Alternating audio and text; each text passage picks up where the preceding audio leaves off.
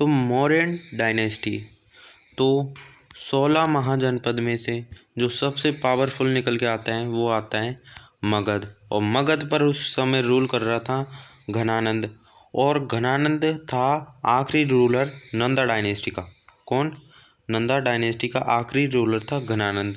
और जो मगध था उसका ऑलमोस्ट जो नॉर्थ इंडिया है, नॉर्थ इंडिया पर उस पर पूरा कंट्रोल हो गया था।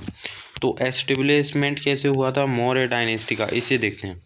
तो लगभग 326 बीसी में 326 बीसी में एक डेस्पोटिक रूलर था नंदा डायनेस्टी का, एक आखिरी रूलर था जिसका नाम था घनानंद।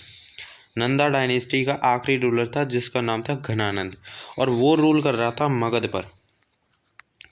पर रूल कर रहा था घनानंद। और घनानंद उस समय रूल कर रहा था मगध पर। और जो मगध के जो प्रजा थे, जो लोग थे, वो बहुत ही परेशान थे, क्योंकि ये जो घनानंद है ये बहुत ही मतलब राजा कैसा था, बहुत ही अरिस्टोक्रेट था। अपनी जो प्रजा थी उस पर बहुत ही ज़्यादा टैक्स लगाता था। तो जो लोग थे वो परेशान थे इसकी जो एट्रोसिटीज़ है उसके कारण। जो नॉर्थ इंडिया था वो उस समय टेरिफाइड था अलेक्जेंडर के इन्वेजन से। मतलब एक अलेक्जेंडर के बारे में सुना ही होगा, अलेक्जेंडर ने आक्रमण किया था हमारे नॉर्थ इंडिया पर। तो उस समय जो लोग थे, एक तरफ तो इस घनानंद के जो टैक्सेस है उनसे परेशान, एक तरफ से जो अलेक्जेंडर का जो इन्वेजन होने वाला था उससे परेशान थे। तो जो मगध था उसे एक ऐसे पर्सन की आवश्यकता थी जो कि सभी फॉरेन इन्वेजन को जो प्रॉब्लम्स है और ये जो घनानंद है इन सभी प्रॉब्लम्स को क्या करें, एलिमिनेट कर दे। तो इस समय एक चाणक्य के जो स्टूडेंट होते हैं चंद्रगुप्त मौर्य, वो निकल कर आते हैं और एक नई डायनेस्टी एस्टेब्लिश करते हैं, मौर्यन डायनेस्टी। तो 322 बीसी में चंद्रगुप्त मौर्य ने चाणक्य की सहायता से घनानंद को हरा दिया और एक नई डायनेस्टी एस्टेब्लिश कर दी जिसका नाम था मौर्यन डायनेस्टी। अब उसके बाद क्या होता है, जब घनानंद हार जाता है, मतलब चाणक्य की सहायता से जो चंद्रगुप्त मौर्य होता है घनानंद को हरा देता है, तो उसके बाद जो चंद्रगुप्त मौर्य है वो रूल करने लग जाता है। तो चंद्रगुप्त की बायोग्राफी देखते हैं।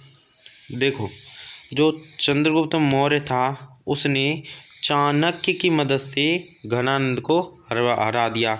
और जो चंद्रगुप्त मौर्य था उसने जो पूरा हमारा इंडिया था उसको कैसा बनाया था, अखंड भारत बनाया था। मतलब जो स्टेट आपस में डिवाइड हो रखे थे उन्हें एक कर दिया, यूनिफाई कर दिया, ठीक है। और एक पैन इंडिया एम्पायर, मतलब एक अखंड भारत का निर्माण किया। अब हमने अभी पढ़ा था कि नॉर्थ इंडिया पर जो अलेक्जेंडर का इन्वेजन था, तो अलेक्जेंडर क्या हुआ था कि वो मर गया था, उसको जहर दे दिया था किसी ने, तो वो तो चला गया था। लेकिन उसका एक कमांडर था जिसका नाम था सेल्यूकस निकेटर। अब ये क्या था, ये सोच रहा था कि अलेक्जेंडर जो मेरे सम्राट अलेक्जेंडर वो तो नहीं कर पाए, लेकिन मैं ये जो सेल्यूकस निकेटर है ये सोचता है कि अब मैं ये जो इंडिया है इस पर मैं क्या करूँगा, अटैक करूँगा और इसको अपने कैप्चर में ले लूँगा। तो जो सेल्यूकस निकेटर होता है वो इंडिया पर अटैक करता है। तो उस समय रूल कर रहे थे चंद्रगुप्त मौर्य। तो 305 बीसी की बात है, 305 बीसी की बात है कि जो सेल्यूकस निकेटर थे इन्होंने इंडिया पर अटैक किया और उस समय रूल कर रहा था चंद्रगुप्त मौर्य। तो चंद्रगुप्त मौर्य और सेल्यूकस निकेटर के बीच फाइट होता है। तो उसमें जो जीतता है वो जीतता है चंद्रगुप्त मौर्य। और चंद्रगुप्त मौर्य जो होता है वो फाइट में जीत जाता है, इसलिए जो सेल्यूकस निकेटर होता है वो हार जाता है। इसलिए जो चंद्रगुप्त मौर्य और एक होता है सेल्यूकस निकेटर, इन दोनों के बीच एक ट्रीटी साइन होती है। उसमें क्या होता है, जो सेल्यूकस निकेटर होता है और जो चंद्रगुप्त मौर्य होता है, इन दोनों के बीच में एक ट्रीटी साइन होती है, ठीक है। अब उस ट्रीटी में क्या होता है कि जो चंद्रगुप्त मौर्य है वो सेल्यूकस निकेटर को 500 हाथी दे देता है, 500 एलिफेंट, और 500 हाथी दे देता है। और जो सेल्यूकस निकेटर है वो चंद्रगुप्त मौर्य को जो वेस्टर्न पार्ट है अफगानिस्तान, बलूचिस्तान, ठीक है, और पाकिस्तान की जो तरफ और western side of Hindus river, इधर का पार्ट किसको दे देता है, इधर का पार्ट दे देता है चंद्रगुप्त मौर्य को। तो चंद्रगुप्त मौर्य देता है 500 हाथी, और सेल्यूकस निकेटर दे देता है अफगानिस्तान, बलूचिस्तान, पाकिस्तान की का जो साइड है वो पार्ट रिलीजन दे देता है, ठीक है। तो इन दोनों के बीच में साइन होता है, उसमें 500 हाथी चंद्रगुप्त मौर्य देता है, सेल्यूकस निकेटर देता है अफगानिस्तान, बलूचिस्तान और पाकिस्तान के जो साइड का है, ठीक है। अब क्या होता है, जो सेल्यूकस निकेटर की एक बेटी होती है जिसका नाम होता है हेलेना। हेलेना सेल्यूकस निकेटर की एक बेटी होती है हेलेना, उसकी शादी चंद्रगुप्त मौर्य से कर दी जाती है। और इसलिए जो सेल्यूकस निकेटर है वो एक इसका एम्बेसडर होता है जिसका नाम होता है मेगास्थनीस। और मेगास्थनीस को चंद्रगुप्त मौर्य के रॉयल कोर्ट में भेजा जाता है। और मेगास्थनीस ने एक बुक लिखी थी इंडिका, जिसमें क्या बता रखा है, जो चंद्रगुप्त मौर्य है उसके एडमिनिस्ट्रेशन के बारे में बताया गया है, ठीक है। और चाणक्य ने भी एक बुक लिखी थी जिसका नाम है अर्थशास्त्र, जिसमें एडमिनिस्ट्रेशन और सोसाइटी के बारे में बताया हुआ है। तो चंद्रगुप्त मौर्य और सेल्यूकस निकेटर के बीच लड़ाई होती है। सेल्यूकस निकेटर 500 हाथी दे देता है, और जो सेल्यूकस निकेटर को 500 हाथी मिल जाते हैं, और चंद्रगुप्त मौर्य को जो इस वेस्टर्न पार्ट का जो अफगानिस्तान, बलूचिस्तान, पाकिस्तान का जो साइड का जो रिलीजन होता है, पार्ट होता है, वो मिल जाता है। और सेल्यूकस निकेटर की एक बेटी होती है हेलेना, उसकी शादी चंद्रगुप्त मौर्य से हो जाती है। सेल्यूकस निकेटर का एक एम्बेसडर होता है, दूत होता है मेगास्थनीस चंद्रगुप्त मौर्य के कोर्ट में आता है, और वो यहाँ पर रहता है, और उसकी जो सोसाइटी है उसके बारे में और एडमिनिस्ट्रेशन के बारे में अपनी जो बुक है इंडिका में लिखता है। तो ये तो था चंद्रगुप्त मौर्य के बारे में। अब थोड़ी इम्पोर्टेंट बात भी देख लेते हैं कि जो चंद्रगुप्त मौर्य था उसने अपने अंतिम समय में जैनिज्म को अपना लिया था।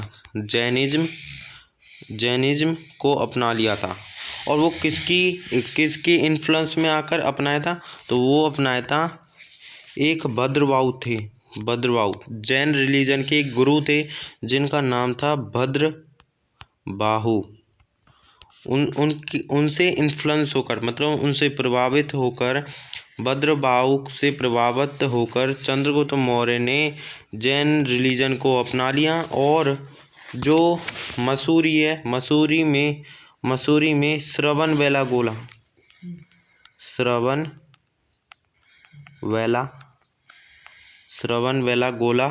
में जाकर उन्होंने अपनी जो मृत्यु है वो गवा दी, ठीक है। तो जो चंद्रगुप्त मौर्य थे वो श्रवणबेलागोला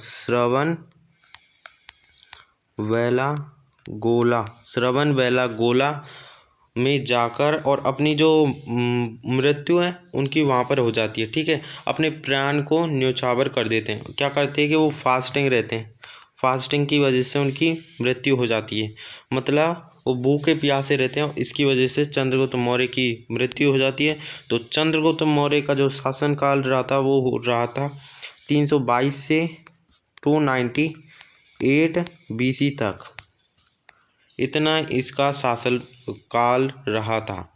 और एक और बात है, कुछ तमिल ट्रीटीज है, तमिल टेक्स्ट बुक जिनका नाम है अहानानूरू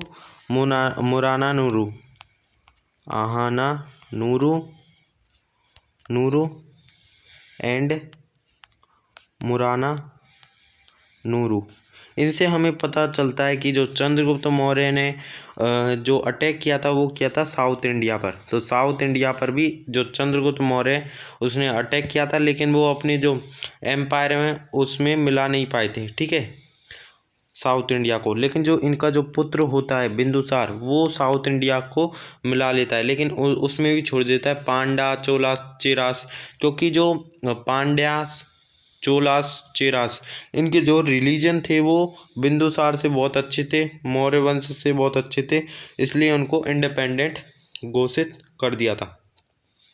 तो ये तो था चंद्रगुप्त मौर्य के बारे में और मौर्य डायनेस्टी के बारे में, चंद्रगुप्त मौर्य की बायोग्राफी। Thank you.